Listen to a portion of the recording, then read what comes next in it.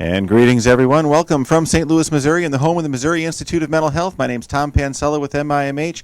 Thanks for taking the time to join us. I'll introduce Bryan Evans, our presenter, to you in just a moment. But for those of you who are just joining us for the first time, welcome. Those of you who have joined us before, welcome back.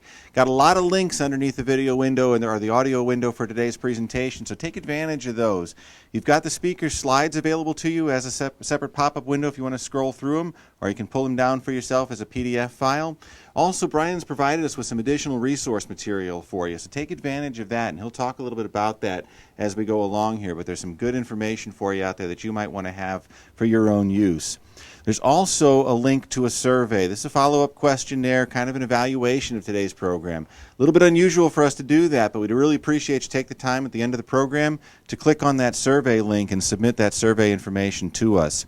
As always, CEUs are available for the program, so if you're interested in CEUs, there's a link to that as well. And of course, if at any time during the program you have a question or a comment, any other feedback for us, use that question for speaker link under the video window. That'll submit your question to us via email. We'll ask them on your behalf to our presenter today. Use that at any time. Don't wait for the end. Go ahead and ask those questions whenever you've got them. So I'd like to introduce Bryan Evans to you. And Bryan's the Associate Program Director for Suicide Prevention Education Programming at Mental Health America of Eastern Missouri. There he facilitates what's called the SuicidePREV, Prevention, Response, Education, Victory, Educational Training. That's for educators, parents, agency staff, and faith communities. He's completed a Master's of Social Work. He's got his degree from Washington University in St. Louis in August of 2010. Studies there include suicide in African Americans and other marginalized populations. He's got 15 years of career experience in social services for an urban elementary and middle school. And Bryan, the floor is yours. Thank you. It's good to be with each and every one of you this afternoon, and thank you for joining us for what I feel is an important topic in regards to suicide prevention, and particularly among a population that we consider to be marginalized. When we use the word marginalized, what we're talking about is any particular segment of our population and community that has anything that limits them from an access of services or targets them as a particular group. Excuse me. So what we're going to be talking about is suicide, which is the intentional act of taking one's life. And we're going to be using for this particular segment a population that's very dear to many of us, adolescents, teens, and young adults. And when we talk about that, we're talking about the age group 15 years of age to 19 years of age. And we're also going to be looking at us for those who are in a position to help, those of us who are caregivers. Caregivers are those of us who are educators, those of us who are parents and foster parents, those of us who are in social services and provide a number of different resources. These are the caregivers. Anyone who has the opportunity to impact a young person is considered to be a caregiver in this particular fashion we're talking about. You're going to hear me use some words in terms of die by suicide, or in some instances I may use the word completed a suicide. When I use those words, you will not hear me use the word intentionally of commit suicide. And that is basically because in the United States for many years, it was deemed that a suicide was against the law, and it places a further stigma on not only the word, but all those who are family members of someone who has died by a suicide. And so you're also going to hear me use the word survivors of suicide. Those are those of us who have lost a loved one as a result of a suicide death. And we're going to talk about also those who attempt suicide. And just to give you a little bit of background on why we're doing this, and because of the fact that we have seen in regards to African Americans, there have not been significant evidence in regards, or not significant trainings about suicide prevention among African Americans, which was one of the reasons why our agency, Mental Health America of Eastern Missouri, focused our intentions on not only the Eastern Corridor of Missouri, but particularly among African Americans through a grant made possible by the Missouri Foundation for Health. Let's get an overview of basically what we're going to be doing today. We're going to start off with some general background on the statistics and the incidence of suicide, and then we'll roll right into African American adolescents and suicide. And then we're going to talk about something that makes this particular population at risk, and that is cultural stigma. And how can we intervene when that is something that basically may prohibit someone or keep someone from getting to the necessary help and treatment that they need. And then we're going to spend time talking about interventions and strategies. One of the things in regards to suicide that many Americans don't know is the number of suicides that occur in a year. For the past 10 years that we've been looking at suicide, we've seen a steady increase basically over the past 10 years. Suicide is the 11th leading cause of death in our state, and in our nation. It's the 11th leading cause of death. What most people don't know is that there are more suicides than homicides. Only when we start to talk about adolescents do we actually see the numbers and because there's such a focus. And right now in the media, there's a lot of focus on suicide as it relates to LGBTQ population, as it relates to bullying, as it relates to youth and young adults. But what we have not been paying attention to prior to this recent surge of information in our media is that we have not known and talked about that suicide is the third leading cause of death among adolescents. That on average, 4,100 adolescents die annually since the year of 2000. And though they make up approximately 14% of the population, when you look at the number of deaths that occur in the course of the year, the potential life loss when a young person dies is staggering. When we're looking at the age of 40 years, 50 years, 80 years in terms of someone's life, the potential life loss is devastating when we look at that. We know that there are a significant number of attempts that occur in regards to suicide. We know that basically for every suicide, we estimate that there are 100 to 200 attempts that may occur. In regards to this particular population, we know, as it is in many instances, that males complete or die by suicide at a greater incidence than females. In regards to youth, where it is, if we look at all age groups, males can die by suicide 4 to 1. As it relates to adolescents, males die 5 times greater than females.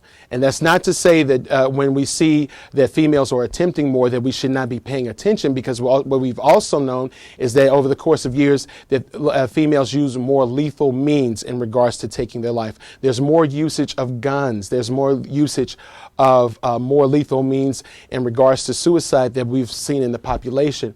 But it also raises an awareness in regards to another part, if you will, another part of marginalization in regards to males. So when we look at that, we should be cognizant of 2 things. The rate of suicide increases tenfold between early adolescence and young adulthood. And let me give you an example. A few minutes ago, I said that suicide was the third leading cause of death among adolescents. But if we include that middle school age population into those numbers, suicide is still the third leading cause of death for ages 10 through 24 years. And what we're seeing is that by the time that young person reaches young adulthood, the likelihood of them making an attempt on their life, or the risk of them making an attempt on their life or completing a suicide, is greater, and it's increased tenfold. Think about it in this way, that in early adolescence, in their middle school years and their high school years, they may be thinking about suicide. They may be playing out activities that say that they have suicidal ideation, thoughts as well as behaviors leading to making an attempt or a more lethal attempt the older they get.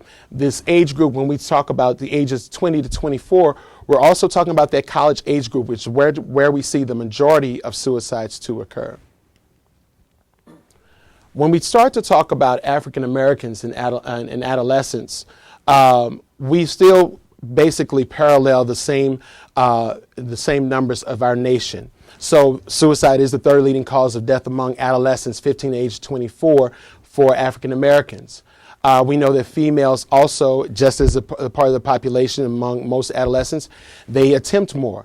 But in regards to African American males, they die by suicide 6 times greater than African American females. 6 times greater than African American females. So let's look at what that looks like. This particular slide that you have in front of you, and these are resources that are available. The slides are available to you online if you would like to download them, and hopefully you will. But just compiling some information from the CDC, when you look in regards to the numbers, no, African Americans do not have the significant numbers, as we can see that American Indians and Native Alaskans have the highest incidence of suicides, followed by white Americans, black Americans, Latino, almost comparably the same, and then Asian Americans and Pacific Islanders also having the lowest. But in regards to when we look in terms of gender, what we see is that, again, across the board, males dying and African American males dying at 6 times the rate of their own culture of gender within that population. So when we look at the Hispanics, we're looking at basically a 4-to-1 ratio, males to females. When we look at white Americans, 5-to-1. When we look at Native Americans and Native American and Native Alaskans, we're looking at a 4-to-1. But within the population, African American males are dying to suicide 6 times the rate, which is far greater than the other population. That is not to say that any other group or race is less significant. It's just the fact that we, in terms of our studies and our research, the necessity of being aware in regards to suicide. All it takes is for one death to devastate a community. And so I don't want to say that any one particular community or racial group has more incidents or less incidents. Again, the feelings of someone who is a survivor of suicide can tell you if they were purple, red, or green, it wouldn't matter. The feeling of pain that was shared in that loss is devastating to a family. For over a 15-year period, from the early 80s to the mid-90s, we saw an increase in terms of suicide among African Americans. And prior to this particular period, we had not studied, or there had not been significant studies in regards to suicide among African Americans, particularly, and other marginalized groups as well, particularly because we had not seen the incidents. And there were a number of reasons in regards to why those studies were not done, but what we found in this particular period is that African American adolescents in terms of suicide increased by 78% over this 15-year period. The rate of suicide increased for African American males about 83% in regards to those between the ages of 15 to 24 years, whereas females were only 10%. The other part of that, and during this period, where we, again, if you earlier I referenced the fact that college-age youth, basically 20 to 24 years, was where we saw the greatest numbers of suicide. But in this particular period, in this particular racial group, males 15 to 19 years of age had the greatest increase of suicides during this period. There were a lot of things that came out of this period as we begin to look back and do research and study of the incidence of suicide among African Americans. And there was a lot of questions of why did we see this increase? Why did we see this sharp turn? There were questions in regards to, was it the introduction of crack cocaine or other drugs in communities? Was it acculturation? What part did it play in terms of African Americans as we begin to change in terms of economics, or as we begin to change in education? A lot of things begin to question or beg the question, why are we seeing the increase? Because we had not seen it before this 15-year period. And basically, we could not have given it a particular reason or rationale as to the why of it. However, what we did after this period, there were valuable lessons learned from this particular 15-year period. The one thing that we learned was that African Americans were more likely to use a firearm more than other racial groups as a means, regardless of gender and of age. African American youth were more likely to use a handgun. And while as white American youth were more likely to use shotguns. So in disproportionately numbers that African Americans have access to firearms, and particularly handguns, says a significant gives us significant information about the means in which we are taking they are taking lives. Something else that we also learned about this particular period as it relates to another marginalized community, Caribbean Americans. What we begin to understand about this period is when Caribbeans, or those from the West Indies, basically in their homeland, the numbers of suicide were not significant. But like many cultures who come to the America, once we start to see them and become indoctrinated into the area, we saw the incidence of suicide to increase.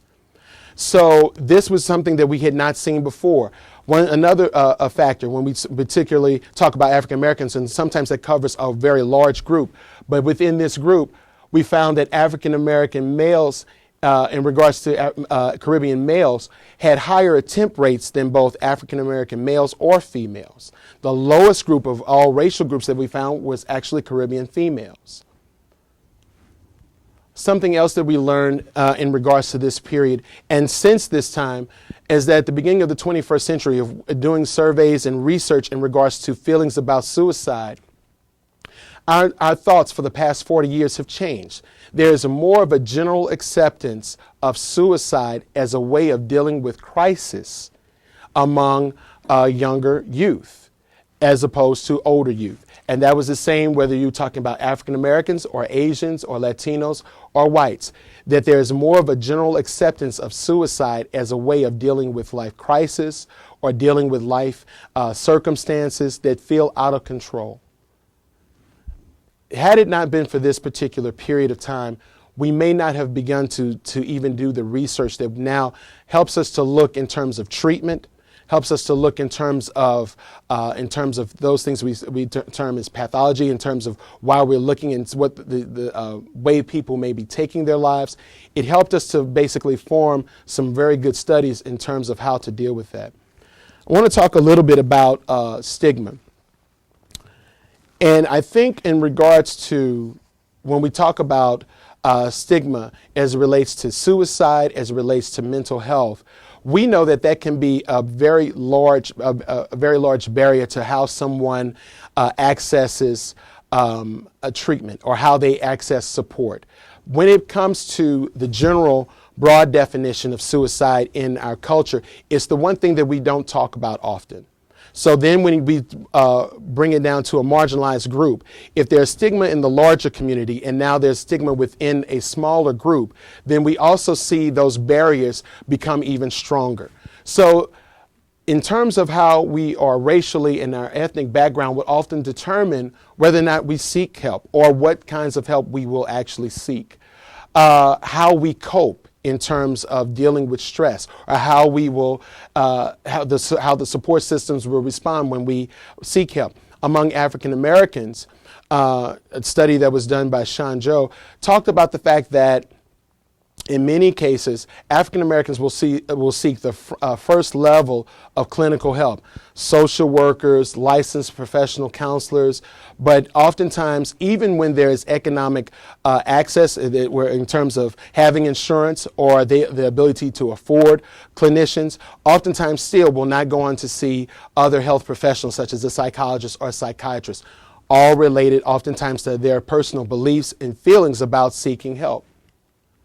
So the next couple of slides, these are some of the actual statements that have been made while I was doing trainings with African Americans in terms of race. Thinking about the standpoint of something that we may have heard in regards to someone saying that African Americans don't take their lives. African Americans don't die by suicide. And if they're doing it, it's because they're copying something else that they have seen either on television or they're following a pattern of behavior. And this is actually a belief. So this might be in terms of when someone has a death in their family, and one of the reasons why it's not talked about or it's not discussed. In terms of gender, oftentimes within the culture, suicide is oftentimes considered a sign of weakness. It can be seen as one slide I'll talk about a little bit later in regards to loss of faith. So if someone is dealing with a challenge of depression or dealing with the challenges of how they're going to deal with life, and if it's said or in any way or the belief is there that I'm not showing masculinity, I am not strong as an individual, and it's then because of the larger culture and then again that smaller culture, it may also be the one reason why that person does not seek assistance. In regards to religion and spirituality, and over the pulpit or in our temple or in our mosque, we have heard in terms of our own feelings about suicide being a taboo subject or a sin, or that a person who is experiencing depression or who has thoughts of suicide has lost their faith. And again, these are oftentimes the barriers, and not just for African Americans, but oftentimes those persons who have suffered, survivors of suicide, have suffered the loss of a community. So if they have had someone to die by suicide, as a colleague of mine was told, well, you need to move on. If you had any faith at all, you would, begin to go on and move on. You can't live in the past. What's gone is gone. And not realizing that there was a bevy of reasons for why the person took their life, as well as now supports for this family. So sometimes there are those who feel alienated within their own community. Now, saying that's from the outside. We also have to deal with the fact that stigma is not only on the outside, but also internalized stigma. So if the person feels that I can't go to my church or my clergy or my priest or my family, because the feelings they have associated with that as it relates to suicide, then they also become a part of the isolation. So it's not only stigma from the outside, but it's also the internalized stigma that we have.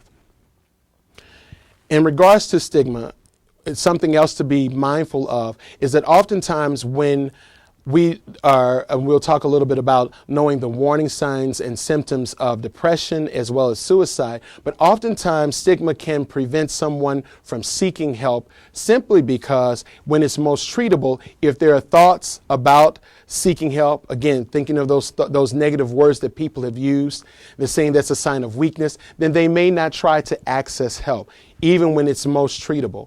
And oftentimes family members are also a part of that stigmatization.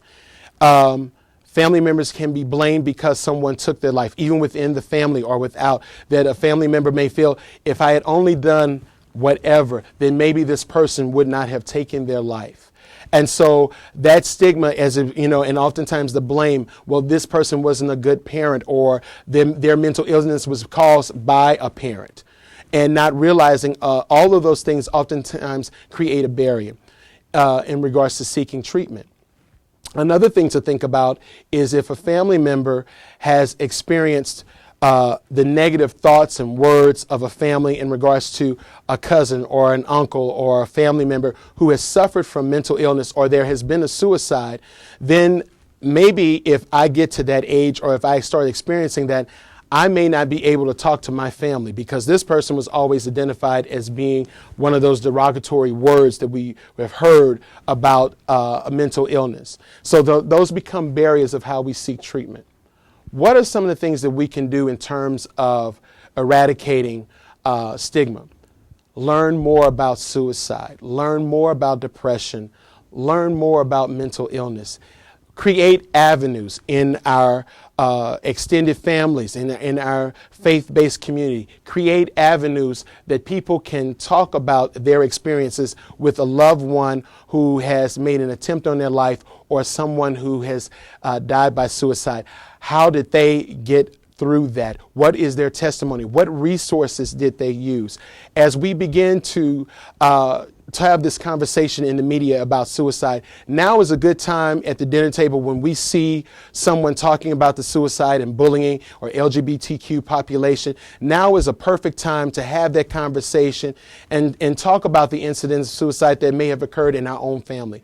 Now might be the best time to have, when we're talking about the family reunion, or now as we're planning those events where our family comes together or our community comes together, to bring in MHA or Kids Under 21 or Life Crisis or Provident, or any number of us who provide suicide education, to talk about protective measures and how to intervene with someone who's in crisis. We're going to switch a little bit now to talk about depression symptoms, as well as those risk factors that also can be seen in terms of culture, the differences, and also intervention and resources. In regards to depression symptoms, a clinician would ask that if you come into the hospital or if you come into a treatment facility, that they're going to be looking at 5 or more of these symptoms in working in a person over a 2-week period. This education is just simply providing for our community a number of persons, whether you're clinicians or a family member, the knowledge of what those symptoms are, because oftentimes we hear the word depression, but we never talk about what depression actually is or how it is displayed. So when we see depression played out in terms of someone who is withdrawing from their friends and family or activities that they once enjoyed, they are withdrawing from themselves. Perhaps as they once enjoyed playing football, or once they enjoyed a number of different activities, they have started to become isolated. They are less sociable. Feelings of sadness, feelings of hopelessness or helplessness. Think about in terms of that youth. It's what I say, when you see someone, you see them physically, but you don't see them spiritually. They're empty inside, or they feel that in regards to their situation or their life, it appears to be hopeless. There's no way out. Sometimes a lack of enthusiasm or motivation, hard to get out of bed, hard to find the energy just to do things that they once enjoyed doing, or just regular activities. Some people describe, I've lost my appetite, which is one of the things we talk about, changes in eating or sleeping patterns. But in terms of not being able to find the energy to eat or to clean up their home or to dress as they normally did. Loss of energy, feeling tired or fatigued. Have you noticed that they're sleeping more? And even though they sleep more, it feels like they have had no rest. They've slept the whole weekend to regain their rest, but unfortunately, when they awoke, they felt that they did not have that energy. Irritability, rage, anger. I worked for a number of years, worked in middle school and high school settings and working with youth, and oftentimes when we saw young people to engage in fights, they became aggressive. And it's what I used to talk about in terms of it might as well have been a brick wall instead of someone in front of them hitting, because they see this anger and rage. And sometimes that's what we're seeing. Irritability in asking a question, how are you doing today? And irritable or crankiness that we see. Poor self-esteem. How does a person feel about themselves? How do they feel about their life? Do you notice that there's a guilt or shame in who they are? Do they feel embarrassed about themselves? Have they had some incident in life where they feel that they have done something that is shameful and they feel that as a part of them? Or they take on part of their community, feeling ashamed that they are from a particular family or having an experience, feeling shamed about their sexuality. Things that make them have less of a thought of good thoughts about themselves or positive thoughts. And also in their language. Have you noticed that their thoughts and their words are self-defeating, and words that they're using to describe themselves are not very positive? Indecisiveness, lack of concentration, forgetfulness, things that they prepared for. As you prepared to view this training, you got your paper together. You were preparing that you know that this was going to come on at 1:30. But imagine what it would be in terms of losing your train of thought and how difficult that would be. Significant weight loss or gain, changes in eating habits or sleeping patterns. And the last one, thoughts of death or suicide. Oftentimes, persons who are contemplating taking their life will evidence it by something that they say or something that they will do. Oftentimes, they will do something to signify that they are thinking about ending their life. When we talk about those psychosocial risk factors, and I'm not going to go through all of these, but just to point out a few things. And these are oftentimes, if you're a police officer, or if you've worked in schools, that we have seen these things, or if you work in a community, if you work in a social service agency, you've seen these things, not with just African-American youth, but youth in general who typically find themselves in crisis. But think about the person who's having trouble with the law, where they've had a number of different instances where they're in juvenile services, or they are beyond that and they've had repeated arrests or violations, traffic violations. One of the key significant factors we know in terms of returning veterans, when we see that they have a high incidence of traffic tickets. This also is a population 10 to 24 returning veterans have, for the first time since Vietnam, some of the highest rates of suicide in our nation's history. And we appreciate the United States Army for reporting that. One of the things that they also are very honest, for those who are not receiving services from a VA or a hospital are oftentimes hard to track. But then again, problems with the law. Think about not only legal problems, but a person who may be in foster care is also another person who is at a higher risk in terms of suicide.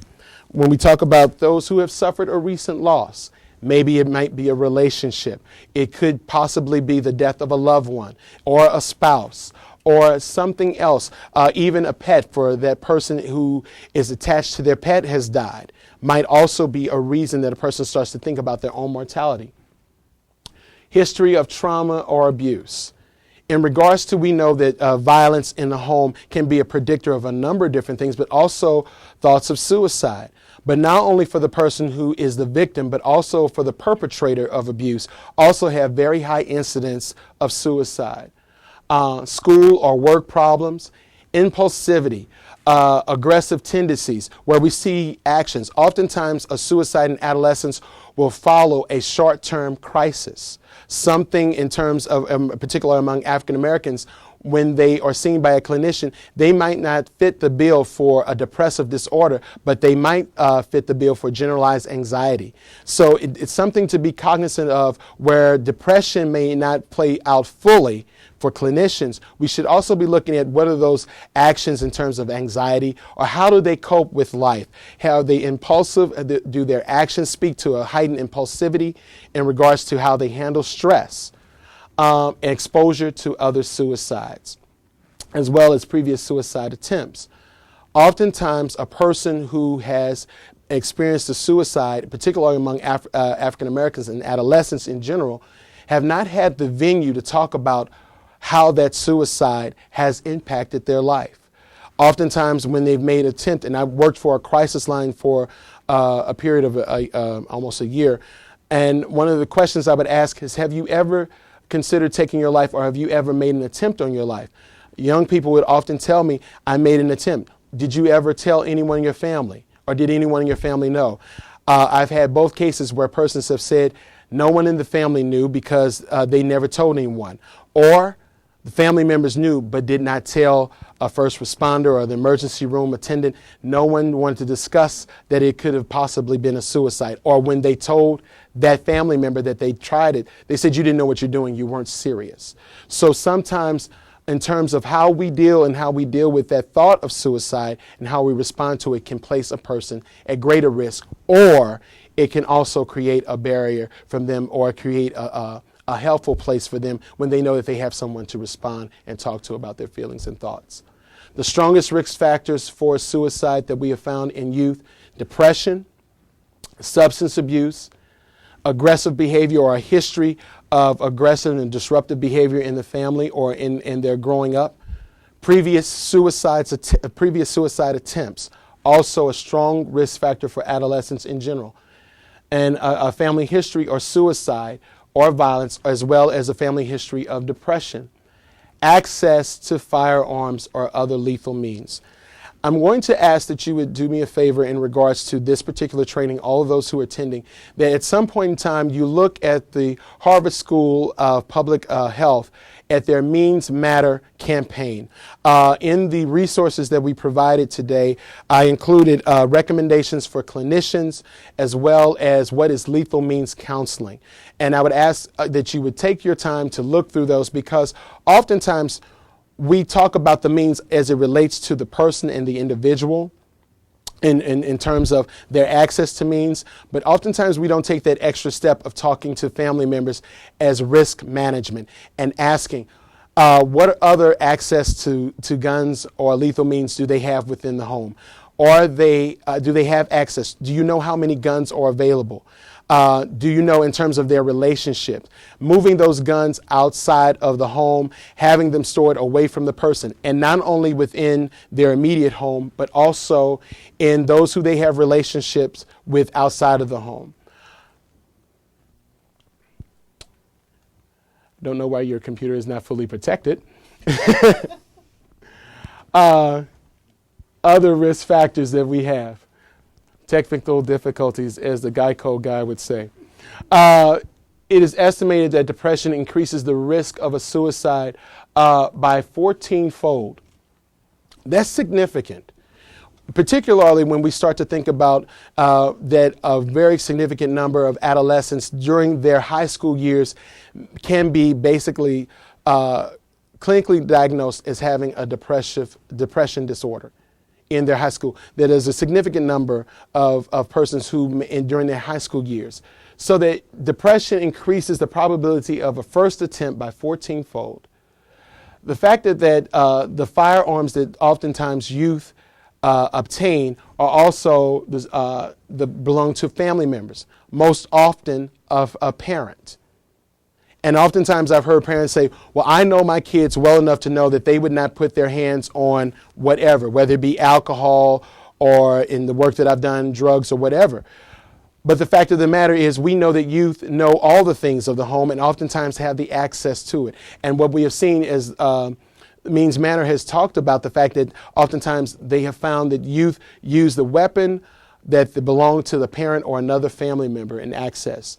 And that often for adolescents, the acute period of risk was following a short-term crisis. It could be the breakup of a relationship. It could have been following the death of someone close to them. It could have been the argument with a parent that we have seen an attempt. It could have been, again, we look in the media, oftentimes at the end of a school or a certain situation has occurred, and that person, while they may have been thinking about suicide, they had other access. It followed an acute risk. It followed the bullying incident where it felt greater than before. So these are things that we should be cognizant of in regards to risk factors. One thing that is important to know in regards to African Americans is that our community is oftentimes inclusive of not only our faith, but it's also included of our extended family members. Most families, African Americans, we have a big mama or pawpaw, someone who we find who may not necessarily be related to us, but they are our safe place. Many of us talk about the family in terms, even in today's society, how we watch out for one another or the communities. And of course, this is not only for African Americans, but African Americans tend to rely on those extended family relations as a means of support, large social groups, as well as a support from our religious and faith-based background. So these supports, as NAMI talks about, can be the catalyst for suicide prevention work. It's a great opportunity to go into a faith-based community and talk about suicide prevention. Dr. Draper, who heads up the National Suicide Prevention Crisis Line, talked about at the Suicide in the Black Church Conference a few years ago about a gentleman who came into his pastor's office and said, if you can't tell me that by looking at in the Word that where I'm going to die if I go to hell, if I take my life, then when I leave here, I'm going to take my life. I'm going to go home and kill myself. And the pastor said, tell me that again. He says, if you can't show me in the Bible where I go to hell if I die by suicide, then I'm going to take my life. And the pastor jumped up and basically tackled him and laid on the ground and called the police and waited for them to get there.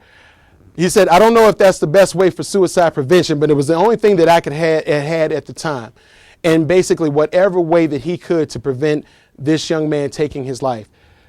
Dr. Draper also talked about the fact that those two gentlemen started a suicide prevention work within their church. And that young man today heads up that outreach in his community. There are those within our congregations as well as within our communities who've experienced the loss of a suicide, who've experienced the pain of an attempt, either as themselves or someone they've been related to, but they've not been allowed to tell their story or create an avenue for suicide prevention, which makes it imperative that education happen not only in our schools, but again in our families and in our communities. So what is it to basically ask the question? It's being aware of those warning signs, skills to intervene, and the knowledge of resources that are available. When we talk with a young person in regards to their thoughts about their own mortality in life, we want to be engaging. We want to provide for them a listening ear. I tell people in trainings all the time, never take for granted the value of being heard, being listened to be identified with, to be validated by giving someone your full attention. So when we say the word be engaging, I'm really talking about what does it mean for me to talk to you and ask you, what is it like being you? Talk to the person in a private setting, away from other family members or away from other peers. If you're a professional, never compromise your professional stance as an educator or a clinician, but in a place where it would be good for that person to talk openly and freely. Oftentimes I tell educators that in a place where your other peers can see you, but they're not in earshot of the conversation, in a safe place where that person can talk about their feelings and emotions freely. Explain your concern and your desire to help. Use those words. I'm concerned about what's going on with you. I've noticed that you've been struggling in class. I've noticed that you've not had a good time in terms this semester. And tell me what's going on. I want to help. I want to hear you out. I want to know. Use those words. I love you. I'm concerned about you. Showing empathy. I spoke with a gentleman just the other day who talked about the fact that when he was thinking about taking his own life, the one thing that was a key support was when a friend got on the phone and said, man, I'm here with you. I love you. I'm concerned. He said, and it wasn't something that he would often say. He said while he was in the hospital as well, he came to visit him and showed him that he cared about him. It was that showing of empathy that reached out, that connected with him in that abyss of pain that he felt. Give examples of behaviors and situations that you've noticed. Perhaps you've noticed, I noticed you're not taking care of yourself in terms of you're not grooming yourself like you normally do. I've noticed that the other day you came home and you went straight to bed, you left the kids and you didn't feed them. I noticed that you've been struggling at work. Can we have lunch together and just talk about this? Give examples of behaviors and situations, allowing the person to talk freely. And if the individual is reluctant, be persistent. Oftentimes, for the person, this is the first time someone has asked them about how they feel about their own mortality, which can be a very scary place. Thinking again about internalized stigma. What happens if I tell you that I'm thinking about taking my life? How are you going to feel about me? Sometimes they can become very upset and emotional. It's okay to go ahead and have that conversation. The last thing is pay attention to talk about suicide or death. Sometimes, and Dr. David Jobs talks about, particularly among males, that there's an absence of language to describe emotional and psychological pain. So oftentimes it's hard to discuss or say the word suicide because there's a void of language. And sometimes talking about what the emotional pain. So it may mean to pull a little bit more. Tell me about how you feel. What's really going on in your head? What happens when you think about it? When you talked about taking your life, what happened before? What were you thinking? What kept you from taking your life before? Oftentimes, allowing them to have that discussion openly and freely. There's a common question that I get in regards to suicide prevention. If I start asking them if they're thinking about suicide, won't that plant the idea? That is a large myth in regards to thinking about suicide, simply because if we're at the time that we're asking about suicide is not the first time that they've thought about taking their life.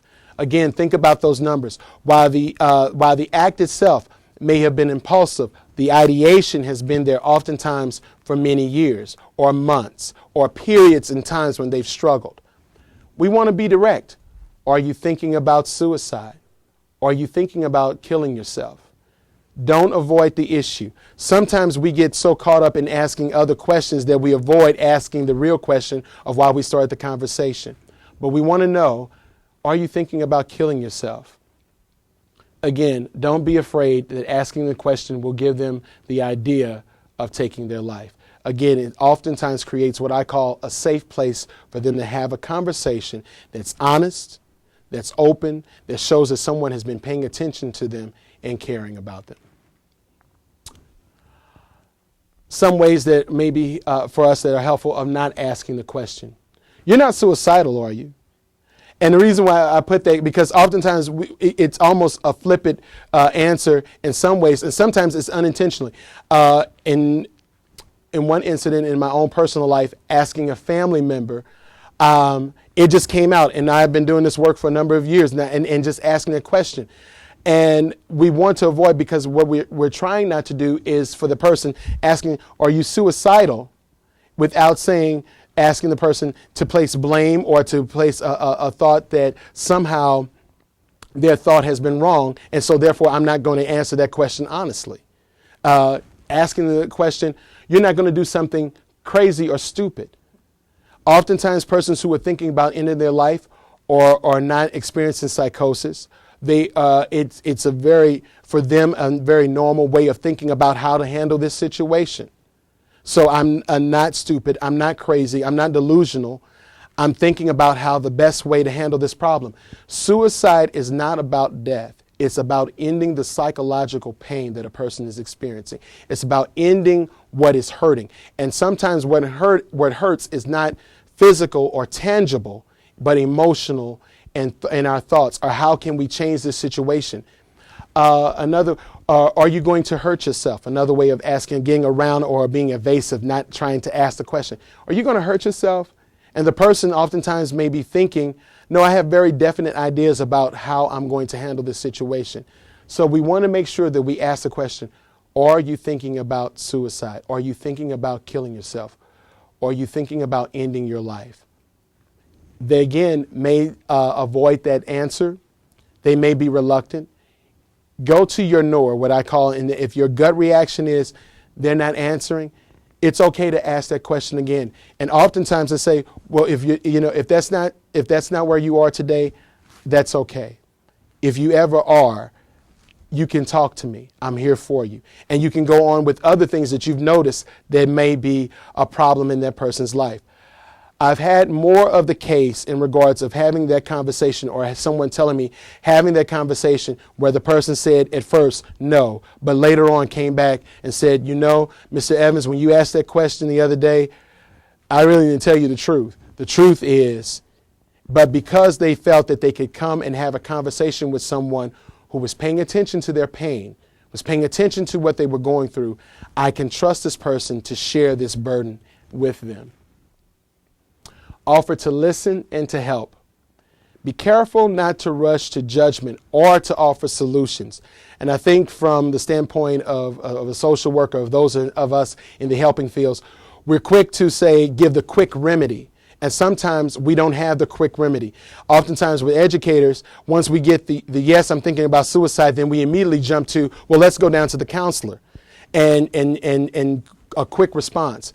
But we're talking about developing a relationship where the person sees that you care and you're concerned about them. So be careful not to rush to judgment, as well as not providing a quick solution. Remember, the value of being heard. Sometimes just talking about the pain or the problem is sometimes a greater help than the solution is. Offer hope in any form. I want you to live. I'm on your side. We'll work through this. What we've done by sharing this with them is that pain has become a part of my experience as well as that person's. And it's lighter than on them because now we're sharing that and offering to be a part of that help. Again, if the person is reluctant, to be persistent. Oftentimes a great way of helping someone is will you promise me, is what we call a contract for safety. Will you promise me not to harm yourself and let us find help? Now, I want to give a caveat with that. If you're going to give someone a contract for safety, remember, for those of us who are in any professional field, we have a duty to warn family members. We have a duty to warn parents. While a contract for safety provides at least a verbal agreement for someone not to harm themselves, it does not provide the barrier of safety that we need to inform a parent or a caregiver that this person is thinking about suicide. Never make a promise to someone that you cannot keep, particularly as a professional. Don't tell my parents that I'm thinking about suicide. They won't understand. Well, I trusted you with this information. It's okay to say to that person, I can keep you safe. You can talk to me, but I can't keep any secrets that I know that could be a harm to you. Oftentimes, that's the question comes, well, are we betraying the trust of the individual? Are we betraying that person's confidence in us? Oftentimes, in that place of personal pain, that we feel that abyss of depression and hurt, that we feel out of sorts, out of control. And we're looking to the person who we're having that conversation with as being a responsible caregiver. So go back to the fact that I am a caregiver, and whatever I can do to provide safety for this person is paramount. So that might mean, in terms of not might mean, it does mean getting others involved when that person is in crisis or in acute crisis, in terms of involving our administrators, or if you're a family member, taking them to the emergency room or getting immediate attention for that person. Talking with an individual about suicide, again, will not encourage them to make an attempt. It also encourages them that they have a listening ear. We want to encourage the person to see a professional. And oftentimes, remember a cultural stigma in regards to seeking help. Oftentimes what we can say, would you go to a clinician, and we give them the list of resources and we tell them to go. But oftentimes people are reluctant. One of the best ways to help a person is say, you know what, when you get ready to make the appointment, I'll go with you. And that ensures them. If we go to the emergency room, I won't drop you off, or I'll stay with you, and I'll go as far as they'll let me go, and I'll be here when you finish. Oftentimes that says that I'm here, and again, showing that there's nothing to be embarrassed about seeking help, and that I will go with you and I'll stand with you. We want to offer help to that person by helping them find a mental health professional. Oftentimes we're not aware of where to go. So I've made a list for you in the resources that talks about the access to crisis lines that we have in Missouri. In St. Louis, it's BHR. In other areas, whether you be in Fulton County or whether you be in Poplar Bluff, the access to crisis lines are always available, and you're speaking with another mental health professional in regards to seeking treatment. So you have that list. Also remember the crisis line, 1-800-273-TALK, which is a national crisis line, or life crisis numbers, Rainbow Line. Make sure that you have the kids under 21 numbers. Have those numbers handy. If you're a professional, always keep them close to you so that we're not waiting until the moment of crisis to find those resources. And also, it's a good practice to test out those lines before you have a crisis if you're a professional. If I call with a crisis, what can I expect or anticipate as a result? One of the biggest problems that I've had in regards to parents have told me when they've gone into the emergency room and they've tried to have a child or a relative admitted into the hospital, then the hospital would not admit them. And as I've talked to parents oftentimes and saying, oftentimes when the person gets to the hospital, they are not at that acute crisis. Again, oftentimes they don't say the same things to the clinician that they may have said to you. But what we have done by intervening is we have lessened the likelihood that that person will go on to make an attempt. There are more times when we have intervened and seen the crisis averted, but also help and resources, whereas when it comes to the point where the acute crisis rises again, or those circumstances, that they actually run to the place where they found safety and help in that person. And if you were that person who intervened and said, you know, I'm here for you, let's go to the hospital, that might be the time, because they called you, that they're willing to go. In an acute crisis, we want to act immediately. We don't want to ever leave that person alone. Remove the person from the vicinity of lethal means if it is possible to do so safely. If it is not possible, or the person is unwilling to walk away from the lethal means, speaking of a gun or a knife or whatever means, if they're not willing to leave that, don't try to intervene. Call your 911 or emergency person in your area immediately. In terms of that person, make sure that you know that I'm here for you. And that I'm here for you in supporting that person, but not trying to intervene, which would cause or bring harm to yourself. Take the person to an emergency room or a walk-in clinic of a mental health facility. And also for those of us who have crisis intervention team police officers who are trained to deal with acute crisis, oftentimes if you can ask, if you're calling 911, can they send a CIT officer for those of us who have them in our areas? Ask them to come to your area, because oftentimes they are trained to deal with crisis in a way that helps that person rather than to escalate the situation. If a mental health facility is unavailable to you, go to the nearest hospital or clinic. Another way of providing care for individuals is also building a support network for this person. Get others involved. Avoid doing what I call the soloist response to someone in crisis.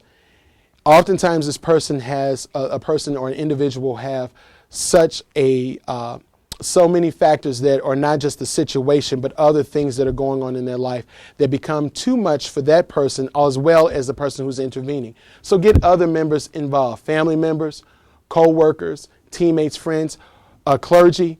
Who does that person feel is a support for them? Who is the person that they feel is a support that they rely on? It might be a coach. It might be the teacher who's also the hard one on them, but also the one who they feel is in their corner.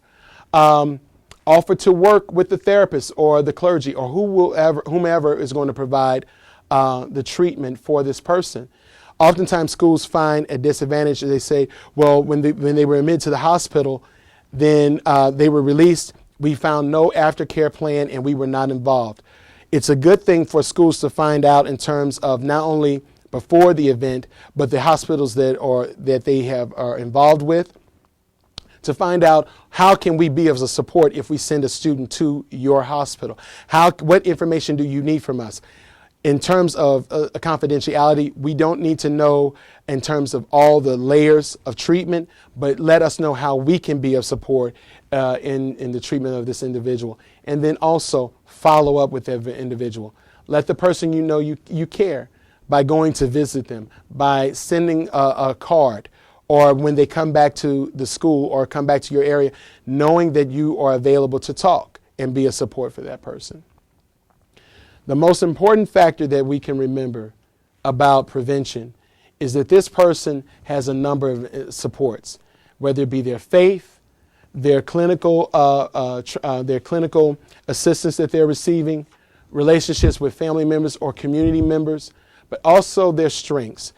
If they have some sobriety or if they have hobbies or pets that they're involved in, encouraging that person to continue in those activities. We want the person to realize that they have an army of people pulling for them to make it. The last thing that I want to talk to you about, again, in regards to resources, is just the fact that being a part of the care team, you have in your resources, just in terms of those crisis line numbers that you have. Again, they're good for school social workers or counselors, but having those numbers handy. So please download that information for you and keep them handy. Again, some of the numbers are listed: the National Suicide Prevention Lifeline, Life Crisis Services, the ACI lines, Kids Under 21, Rainbow Youth Hotline. Anytime that you are at a disadvantage and not knowing what services are available, please give Mental Health America a call in regards to, and for the state of Missouri, finding out what services are available, particularly if you're in a rural part of rural community and not knowing what services are available. Make sure that you find out what's available before the crisis. And if you're not certain, give us a call. We are available for you. If you would like to have a suicide prevention education for your school, family, parent group, whomever, we are available, and you can contact me at the numbers that are listed. Excellent. Thank you, Bryan. Encourage people to ask questions. Use that question for speaker link underneath the video window. We have had a couple of questions as well here. Take this opportunity now to email your questions to us. We'll ask them on your behalf. Also, make sure you fill out that survey. Use that survey link underneath the video window. We're very, very interested in your feedback. And so, question comes in. Does the research identify family composition, for example, single parent versus dual parent household or economic status, as a suicide risk factor of any significance? Or do the risk factors cross categories regardless of number of parents or economic status? In regards to where we've seen single parents, and this is true for single parents households or two parent households where we've seen the incident of suicide, we have seen some studies where single parent families have experienced that and experienced crisis. However, it's important to know to not just consider that there are always other factors that are there, and not just in terms of someone having single parent households. The other part of that in terms of economics in regards to education, there was once believed, particularly among African Americans, that perhaps it was lower economic status individuals who were taking their lives. And what the research found was that regardless of economic standing, it was the same. So whether it was a two-parent income or single-parent income or the fact that they were indigent or not did not matter. What we did see increases of suicide was among those who had higher education. So beyond a high school education, college education, advanced degrees, we did see an increase in terms of suicide. Any questions in the room here with us as well? Could you address the issue of suicide by cop and how that plays into what you're talking about? Oftentimes, what we've heard in regards to suicide is a word called suicide by cop, or what's called victim-precipitated homicide. Oftentimes, a person or a person will use a person as a weapon against them.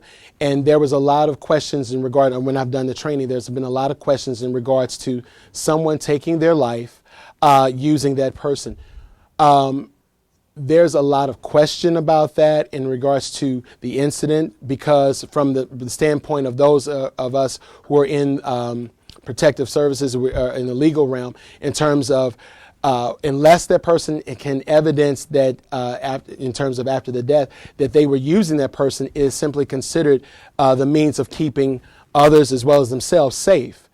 There's this question in regards to African Americans, if there's the incidence of death by cop, in terms of them taking their life and using it, are there greater numbers? We simply don't have the evidence on it, because in terms of a coroner's report, in terms of unless we can identify this person was using that person as a means of taking their life, then it cannot be attributed oftentimes as a suicide. Even when there are we look at the pathology and we can see that there have been other things in play that might lend itself that this person was having suicidal ideation, we cannot simply attribute that. There are studies out there in regards to it. There's not significant evidence-based research on the numbers in regards to any particular ethnicity or death by cop in terms of African Americans. All right. Well, Bryan, we have crossed over our hour. Most excellent presentation. Thank you so much. Folks, thanks for joining us today. Thanks to the folks who joined us in the room. As always, stay tuned to our website. Make sure you're on our email list. You will be after you've signed in today, but encourage your colleagues to join our email list. It's how we publicize most of what we do, including things like the Missouri Department of Mental Health Spring Training Institute program. We've just started posting information about that. We've got links up to the to Bryan's stuff, to all of those resources that he gave you. We'll send that out to you in a follow-up email, also probably come out to you tomorrow morning. So again, complete the survey. If you're interested in CEUs, use that form. And thanks for your time, Bryan. Thanks for your time and your expertise today. Thank you.